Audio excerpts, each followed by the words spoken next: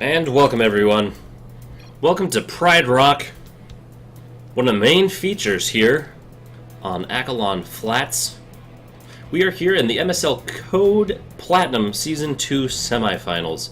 This is game number 4 between the now yellow Terran player in the top left-hand corner of their map, Quixoticism, and his Zerg opponent. Down here in the bottom right, we have Stormshout.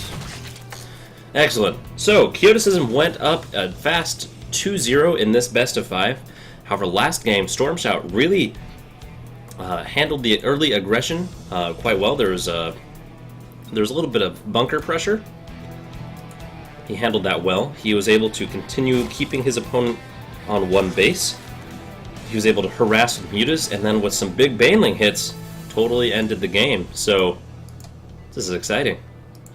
I'm still at this point not entirely sure if Quixoticism is in fact random or if he is choosing Terran, as all the other times recently have been Terran, although sometimes when I play random I do feel like it's something that's been chosen for me. I don't know if anyone else has ever had that. You play random, you play like 8 games that night, and they're all the same race.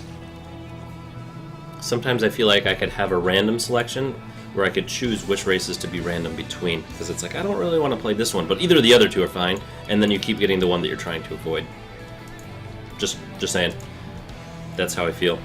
Very early scout here, which to me means that he's probably actually an actual random player, wanting to make sure that there's no 9 pool coming up.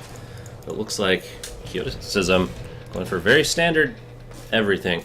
There's no gas on the table as of yet, so that indicates no real pressure coming up soon.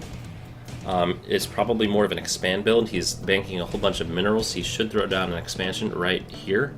If he does, there it goes. It's kind of in the wrong... Well, it might be in the wrong place. That's hard to tell. That's really close. Flash popularized this style. It's excellent. Getting that early advantage with this inside the base command center, you can hold off lots of things, although sometimes it takes Flash levels of skill. Yeah, it wasn't a complete wall. It's going to be throwing down a supply depot to finish that wall off. The Overlord's a little bit nervous to go on in there, as can kind of be expected. Also, they're both supply blocked at this point in time, which is a little bit unfortunate. We do have, it was a hatch expand into pool build, which is quite normal, although it was gas pool again. So he should be having enough money to do that metabolic boost here in just a minute. There it goes. He should be pulling all the guys off of gas. Excellent! Look at that. Keeping everything the way it should be. I quite like that. Another barracks going down.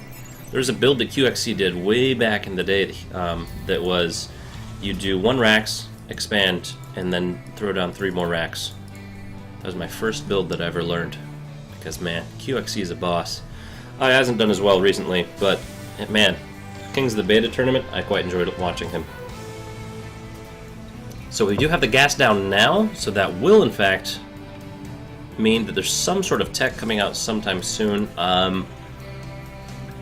Interestingly enough, I've seen Quixoticism do this interesting thing where he throws down tech labs on all of his barracks and then produces Marines. Not sure what that's going on about. I do understand the 2 simultaneous upgrades for Stim and Combat Shield. That one does make sense to me.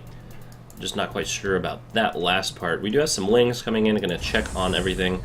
They might actually get... yeah, they'll probably not actually get in. They might take out 1 Marine. Ooh, they're going to sneak in. Oh, they were going to sneak in.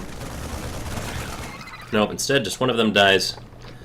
Does see that there's a couple of Marines there. We do see some additional gas geysers starting to go down for Stormshout. And he does know that his opponent does not have that base up and running, so there's not a real need for him to expand as of yet, especially because that could leave him open to aggression. However, on this map, I really like to see people take down these rocks, and then you have 3 bases, easy peasy, and then it becomes how do you take this one, but because of the short reinforcement distance in here, this is effectively basically a wall, especially when that's knocked over. It is a wall. But it's generally not too hard to hold, so wouldn't be surprised to see them both going up to 3 bases, playing kind of defensively until they can get that up, and then after that it's usually the what happens that kind of determines the game. This wall is not done, but it's done enough that it's going to keep things out. Yeah, now they should start leaving. Almost gets it. If you could have gotten through that wall... You can't repair something as it's building. It's just that was the building health going up as it was going. So just wanted to point that out. Lots of units lost there. Not too big of a deal, but not too great either. The worker count is once again an advantage for Stormshout. I feel like Stormshout, you're doing great on your economy in that aspect. See that there's all the damage that was done. Sometimes it feels like you don't have enough units at certain points of the game, but I'd rather see someone lose by over-droning than by under-droning, to be completely honest. Really weird placement on the evolution chamber. I feel like it wanted to go here, but he accidentally put a creep tumor there, so it couldn't. Another option would have been here. That would have been also acceptable in my book. Like to see these lings that are not doing anything right now come down and chill and take those out. Man, got lots of APM to spare. He has hotkeyed all of his queens, most likely using the backspace trick to keep all of his larva injects, as most of his queens are relatively low energy, which is great news actually. Good creep spread, starting to get that going in his favor, as remember, creep gives that movement advantage, and it also gives the vision, so it's really invaluable. I really enjoy spreading creep tons. This is not the 6-queen build, so the creep is not going to be spread ridiculously fast. Instead, it's going to be like normal, plain fast.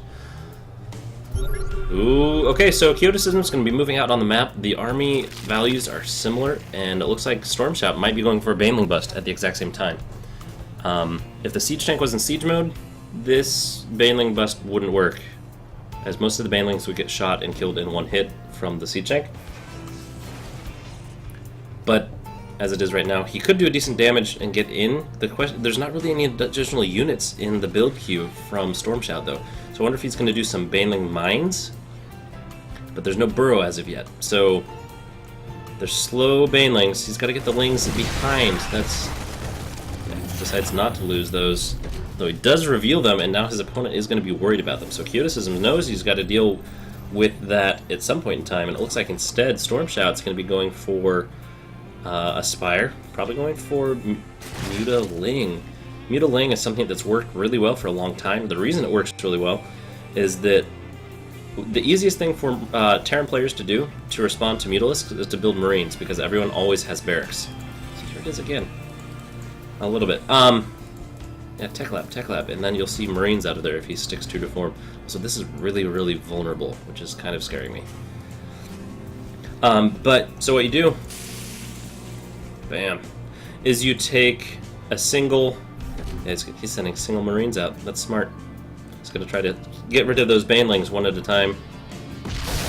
Got 2 for that one. Bam. That was cost efficiency, but I hate to be that one Marine. So, anyway, so Mutas, they force out Marines, and then Banelings are awesome against Marines. And now we actually are seeing Marauder production. This does make sense. Marauders don't take additional damage from Banelings and are larger, so they displace the splash damage a little bit more. But remember, Marauders can't shoot up. So, as soon as that Spire is done, yeah, there's all the Mutas coming out. And so either the Mutas will overpower everything because there's no Marines, because now he's producing nothing that's bad against Banelings, or he'll produce things that are good against Mutas and generally are way bad against Banelings. There are Vikings, but Vikings don't generally do very well. Also, this time is a difference between this game and last game. There are, in fact, missile turrets going up everywhere. Missile turrets make a gigantic difference. They give you that extra time you need to bring your other units back. And I want to point out something. He did that right as his army was moving out, because the farther your bases get apart, the more important it is to have your bases covered, so then you can move out. It's going to be cleaning up lots of creep tumors, lots of active creep tumors too, which has got to hurt. There are 9 Banelings building, and then there's these Mutas, but the Mutas here, without Banelings underneath, they're just going to have to go counterattack. They're going to... Yeah, oh, he's going to lose some Mutas. That's going to be painful. He is trying to build himself up some time. He didn't take out this wall right here. That's a little bit bad. Both of those queens, no, one does escape with its life. We do have a now less awkward wall. A whole bunch of Banelings right in the front that are going to get taken out. Ooh!